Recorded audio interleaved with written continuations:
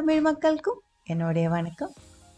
ஓணம் சீரீஸோட 8வது ரெசிபி தான் இன்னைக்கு நம்ம பார்க்க போகிறது. ஓலை, தட்டைப்பயிறு, பூசணிக்காய், தேங்காய் பால், இது 3 சேர்த்து செய்கிற ரெசிப்பியாக இருக்குது. அதுக்காக 1/4 கப் அளவுக்கு தட்டைப்பயிர் 4 to 6 மணி நேரம் ஊற வச்சதுக்கப்புறம் நல்லா கழுகி வேக வச்சு எடுத்துக்கலாம். மண்சட்டி தான் நான் எடுத்துருக்கு, எந்த பாத்திரமாக இருந்தாலும் பரவாயில்ல. 1/2 கப் அளவு தண்ணி ஊற்றி மூடி வச்சுக்கோங்க. அது அங்கே வேகட்டும். பூசணிக்காய் எடுத்துருக்கு, இதே மாதிரி கொஞ்சம் பெரிய கட்டியாக இருக்கிற பீஸாக கட் பண்ணி இதே மாதிரி ஸ்கொயராக தான் கட் பண்ணி எடுக்கணும். அதுக்கு தகுந்த மாதிரி பூசணிக்காய் நீங்கள் கட் பண்ணி எடுத்துக்கோங்க.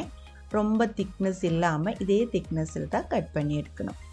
1/2 கப் அளவுக்கு இதே மாதிரி பூசணிக்காய் கட் பண்ணி எடுத்துருக்கு.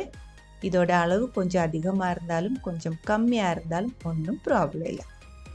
கூடவே 1/2 கப் அளவுக்கு 2ஆம் பால், மீடியம் திக்னஸில் இருக்கிற பால் 1/2 கப் அளவுக்கு, கட்டியாக இருக்கிற தேங்காய் பால் 1/2 கப் அளவுக்கு எடுத்து வச்சிருக்கு. இப்போ பாருங்க, பயிர் வெந்திருக்கு. தண்ணி ஃபுல்லாக வற்றி போகக்கூடாது, ட்ரை ஆகி போகக்கூடாது, நல்லா வேகணும். ரொம்ப அதிகமாக வெந்து மேஷ் ஆகக்கூடாது, வேகாமையும் இருக்கக்கூடாது. இந்த டைமில் நம்ம கட் பண்ணி எடுத்து வச்சிருக்கிற பூசணிக்காய் அதுக்குள்ளே சேர்த்து 2ஆம் பால் ஊற்றியிருக்கு. மீடியம் திக்னஸில் இருக்கிற 1/2 கப் அளவுக்கு பால் ஊற்றியிருக்கு. கொஞ்சமாக உப்பு கூடி நான் இதில் சேர்த்துருக்கு. ஓலன் செய்யும்போது சில இடத்துல உப்பு சேர்க்க மாட்டேன், ஆனால் இது கொஞ்சம் உப்பு சேர்த்தா தான் நல்ல டேஸ்டியாக இருக்கும். அதனால நான் கொஞ்சம் உப்பு கூடி சேர்த்துருக்கு. நல்லா மிக்ஸ் பண்ணதுக்கப்புறம் கொதிக்க விட்டுக்கலாம். கொஞ்ச நேரம் ஒரு 5 நிமிஷம் கொதிக்கட்டும், அதுக்கப்புறம் மூடி வச்சுக்கலாம். தேங்காய் பால் ஊற்றி இருக்கிறதுனால மூடி வச்சு வேக வச்சிருந்துச்சுன்னா சில டைம் வெளியே கொட்டுறதுக்கான சான்ஸ் இருக்குது. அதனால் 5 நிமிஷம் கொதிக்க விட்டு நல்லா மிக்ஸ் பண்ணதுக்கப்புறம் மூடி வச்சுக்கலாம். அது அங்கே வேகட்டும். இப்போ பாருங்கள், நம்மளோட பூசணிக்காய் தேங்காய் பால் அந்த பயிரோடு சேர்ந்து நல்லா வெந்திருக்கு. இந்த டைமில் காரத்துக்கு தகுந்த மாதிரி 3 to 4 பச்சை மிளகாய் சேர்த்துக்கலாம். நல்லா மணமாக இருக்கிற கறிவேப்பிலையும் கொஞ்சம் அதிகமாக சேர்த்துக்கோங்க.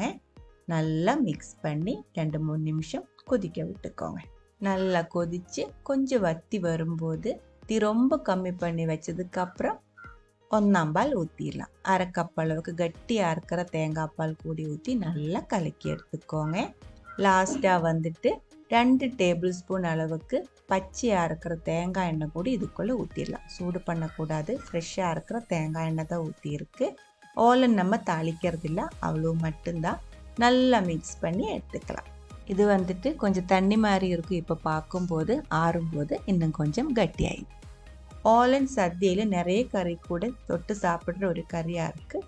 இருந்தாலும் தோசைக்கு சப்பாத்திக்கெல்லாம் பர்ஃபெக்டாக மேட்ச் ஆகும். கண்டிப்பாக ட்ரை பண்ணி பாருங்கள். அதுக்கப்புறம் உங்களோட கமெண்ட்ஸ் எல்லாம் சொல்லிடுங்க. இந்த சமையல் பிடிக்கிற ஃப்ரெண்ட்ஸுக்கு மறக்காமல் ஷேர் பண்ணி விட்டுக்கோங்க. அடுத்த ஒரு வீடியோவில் நம்ம உடனே பார்க்கலாம். அது வரைக்கும் வணக்கம்.